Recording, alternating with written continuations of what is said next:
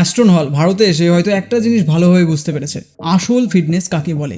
এত বড় শরীর থাকলে এই যে ফিট হওয়া যায় না সেটা বোঝা যায় যখন 30 কেজির গদা ঘোরাতে কষ্ট হয় তার। আর সেখানে তার সামনে যখন আমাদের ভারতীয় একজন ভাই গদা ঘোরাচ্ছে, সে বিশ্বাস করতে পারছে না সে কিভাবে করছে এটা। তাই সে আবার বাঁ হাতে ঘুরিয়ে দেখাতে বলে।